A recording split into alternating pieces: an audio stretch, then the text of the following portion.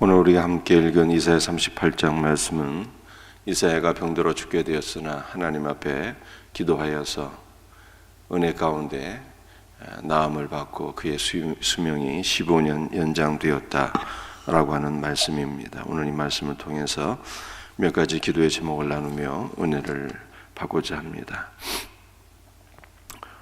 오늘 본문 말씀을 통해서 우리가 첫 번째로 우리가 살펴볼 말씀은 성도로 할지라도 질병이 죽음이 찾아오게 된다라고 하는 것입니다. 오늘 1절 말씀 하반절에 보게 되면 하나님께서 히스기야에게 말씀하시죠. 내가 죽고 살지 못하리라 이렇게 말씀하세요. 성군 히스기야 일평생 하나님 앞에 믿음으로 충성된 삶을 살았습니다. 남유다를 영적으로 개혁했죠. 그의 아버지 아하스가 지은 모든 우상 숭배의 죄를 다 청산하고 성전을 청결하게 하며 남유다 백성들로 하여금 하나님을 경외하도록 하며 영적인 갱신과 쇄신을 위해서 하나님 앞에 충성된 삶을 살았는데 그러한 성군도 질병이 찾아오게 되었고 죽음이 오게 되었다라고 하는 것을 성경이 말씀하고 있어요. 그러므로 성도로 할지라도 얼마든지 질병과 죽음이 찾아오고 이러한 것들이 면제되는 것이 아니다라고 하는 것을 말씀하고 있습니다. 히브리에서 무엇을 말씀하고 있습니까? 사람이 한 번 죽는 것은 하나님께서 정하신 법이라고 말씀하지 않았습니까? 그 누구도 여기에서 벗어날 자가 없는 거예요. 하나님께서 내가 죽고 다시 살지 못하리라 말씀하셨는데 이렇게 하나님께서 히스기야에게 죽음을 말씀하실 그때가 언제인가요? 참으로 놀랍게도 남유다가 아수르의 공격을 받고 나서 승리한 이후였습니다. 고온의 인생지사 세옹지마라고 했는데 승리의 시간이 지나가자마자 하나님께서 히스기야에게 너는 죽고 다시 살지 못하리라 그렇게 말씀하셨어요. 그러므로 우리는 어떠한 삶을 살아야 되는 것입니까?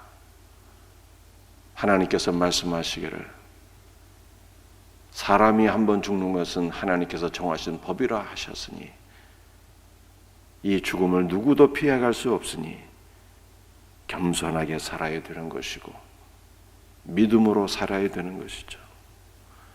더군다나 히스기야가 질병과 죽음의 시간이 승리의 시간 이후에 찾아오게 되었으니 우리는 승리의 시간에 우쭐대지 말고 교만하지 말고 하나님 앞에 더욱더 겸손해야 되겠다라고 하는 교훈을 받게 되는 것입니다. 질병은 누구에게나 찾아올 수 있는 거예요. 특별히 승리의 시간 직후에 질병과 죽음이 찾아올 수 있대요. 그러므로 하나님 앞에 겸손한 마음으로 살 수 있는 우리 성도들이 될 수 있기를 주의 이름으로 축복합니다. 하나님께서 히스기야에게 말씀하시기를 내가 죽고 다시 살지 못하리라 이렇게 말씀하셨어요. 그러므로 우리가 두 번째 깨닫게 되는 것은 지혜로운 자는 누구인가? 죽음을 준비하는 자입니다. 어떤 분들은 지혜로운 자는 은퇴 이후를 준비한다 하는데 성도는 내가 직장에서 퇴직한 이후를 준비하는 것만이 아니라 그 다음 단계를 준비해야 되니 무엇을 준비해야 되는 것입니까? 죽음을 준비해야 되는 거예요. 여러분들 우리는 어떻게 죽음을 준비할 수 있는 것입니까? 화평한 삶을 살아셔야 돼요. 화평한 삶을 살아야 되는 것입니다. 누구와 화평해야 되는 것입니까? 하나님과 화평을 누려야 돼요. 모든 사람과 더불어서 화평을 누릴지라도 하나님과 화평을 누리지 못한다면 어떻게 내세를 준비할 수 있는 것입니까? 우리 하나님은 우리의 영과 몸을 단번에 지옥에 멸하실 수 있는 분이라고 말씀하고 계시는데, 이러한 하나님과 화평을 누리지 못한다면 가장 어리석은 인생이 될 것이에요. 그러므로 우리는 우리의 종말이 곧 오게 된다라고 하는 것을 깨닫고 하나님과 화평을 누릴 수 있는 자가 되어야 돼요. 주 예수 그리스도로 말미암아 아버지 하나님과 화평하게 되는 것,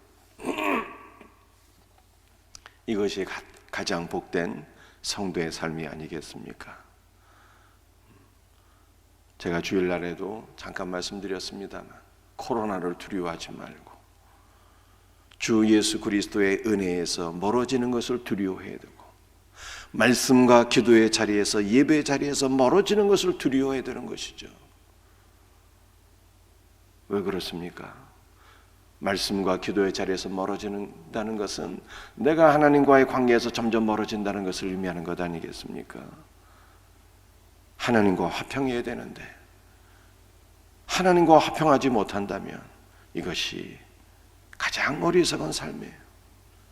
죽음은 누구에나 찾아오는 것이니 우리는 건강할 때 성경 읽고, 건강할 때 기도하고, 건강할 때 예배드리고, 건강할 때 하나님을 부지런히 찾고 하나님과 화평할 수 있는 복된 성도가 되기를 주의 이름으로 축복합니다.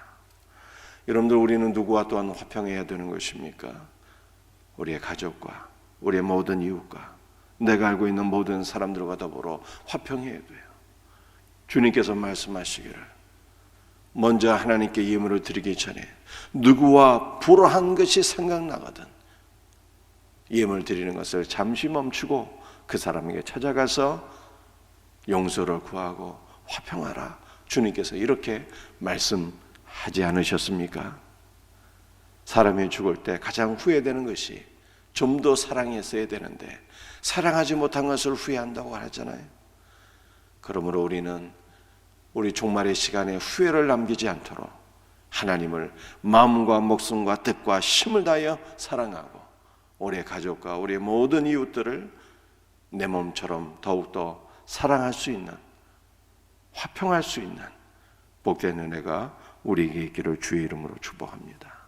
여러분도 우리는 어떻게 죽음을 잘 준비할 수 있을까요? 하나님과 더불어 화평해야 되고요, 모든 이웃들과 더불어 화평해야 되고요, 한 가지 더 말씀드리고 싶은 것은 교회를 잘 섬기는 자가 되셔야 돼요. 제가 어떤 분을 만나서 이렇게 말씀을 드렸습니다.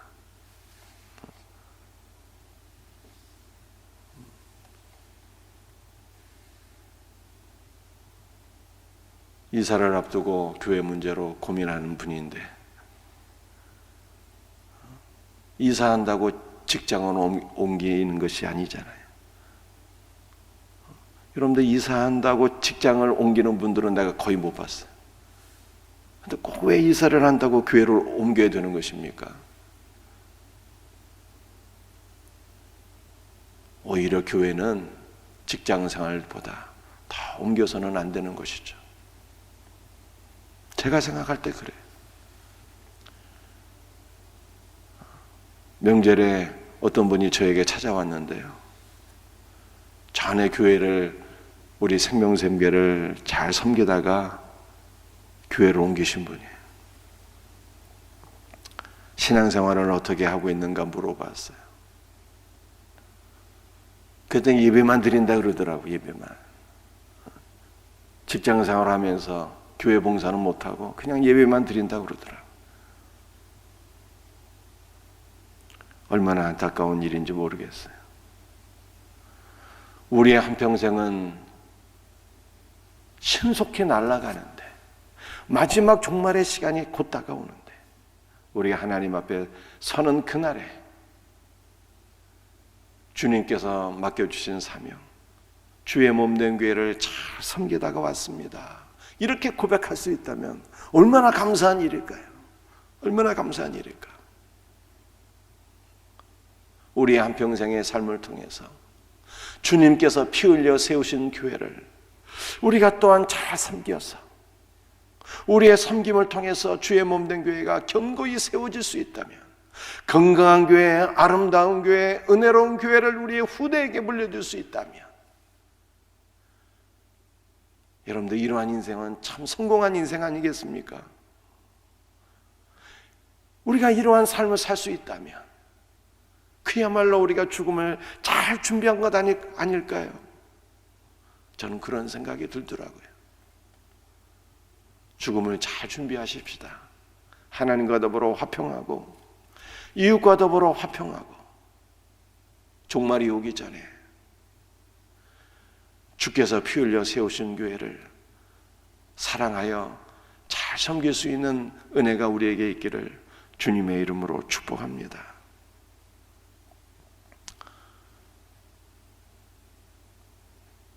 한 가지만 더 나누겠습니다. 하나님께서 히스기야에게 사형을 언도하셨습니다. 내가 죽고 다시 살지 못하리라. 그랬더니 히스기야가 병들어 고통당하는 그 시간에 하나님 앞에 통곡하며 눈물로 간절히 기도했어요. 병으로 고통당하는 자들이 있다면 어떻게 해야 된다는 것을 지금 우리에게 교훈하고 있는 것입니까? 병들어 고통당할 때 하나님을 의지하며 간절히 기도하라고 가르쳐주고 있잖아요. 우리는 건강할 때도 하나님 앞에 기도해야 되고 병들었을 때도 기도해야 돼요. 제가 주일날 말씀드렸잖아요. 바울이 범사에 감사하라고 했는데 성도는 범사에 기도해야 된다니까요. 건강할 때도 기도, 병들어 고난당할 때도 기도. 기도만이 살 길인 거예요. 그런데 히스기야가 뭐라고 기도했을까요? 뭐라고 기도했을까? 히스기야의 기도가 3절에 나오네요. 이르되 여호와께 구하오니 내가 주 앞에서 진실과 전심으로 행하며 주의 목전에서 선하게 행한 것을 기억하옵소서 하고 히스기야가 심히 통곡하니 라고 말씀하고 있습니다. 여러분들 이 3절에 나타난 히스기야의 기도는요, 자신의 의와 공로를 주장한 그러한 기도가 아니었어요. 하나님, 한번 생각해 보세요.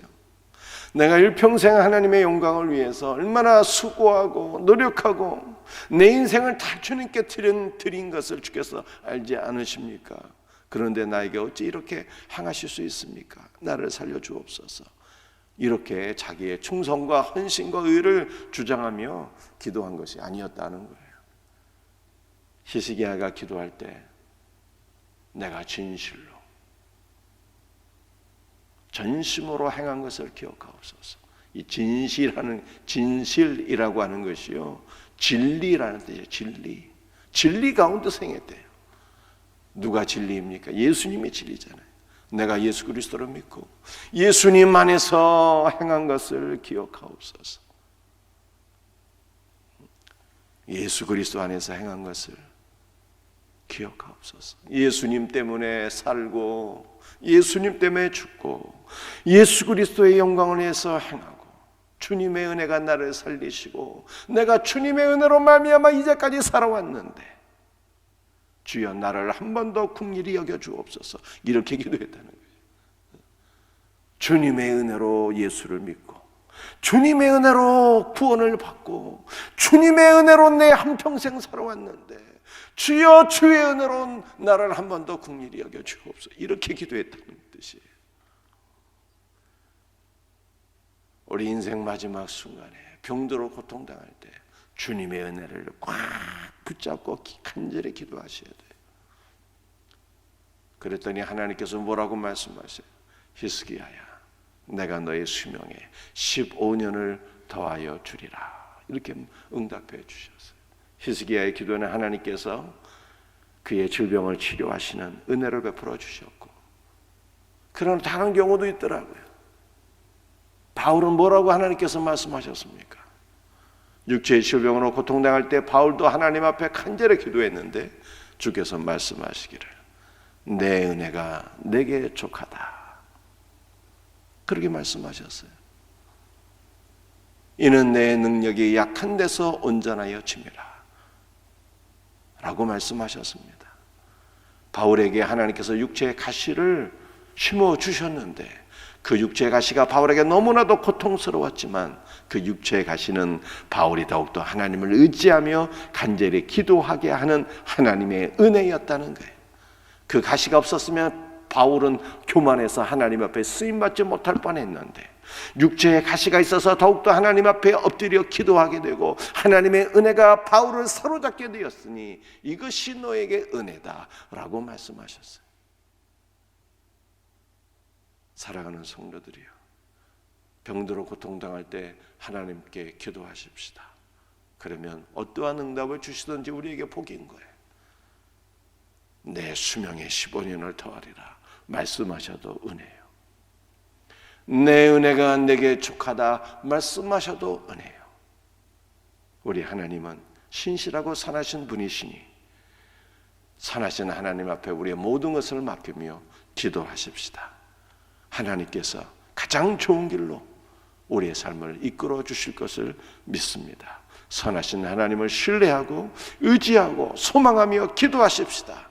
하나님께서 역사하여 주실 줄로 믿습니다. 오늘 말씀을 마치기 위해서 세 가지 말씀드렸어요. 성도로 할지라도 질병이 찾아온다. 히스기야는 승리의 시간에 찾아왔는데 그러므로 우리는 겸손함으로 하나님 앞에 자신을 낮춰야 된다. 종말을 준비하자, 죽음을 준비하자. 하나님과 더불어 화평하고 이웃과 더불어 화평하고 주의 몸된 교회를 잘 섬기자. 마지막 세 번째, 병들어 고통당할 때 선하신 하나님을 의지하며 예수 그리스도의 은혜를 꽉 붙잡고 기도하자. 이와 같은 은혜가 우리 모두에게 있기를 주 예수의 이름으로 축복합니다. 기도하겠습니다. 아버지 하나님, 오늘 이 시간에 주의 보혈로 우리를 덮어주옵소서. 성령으로 충만하게 하여 주시옵기를 간절히 기도합니다.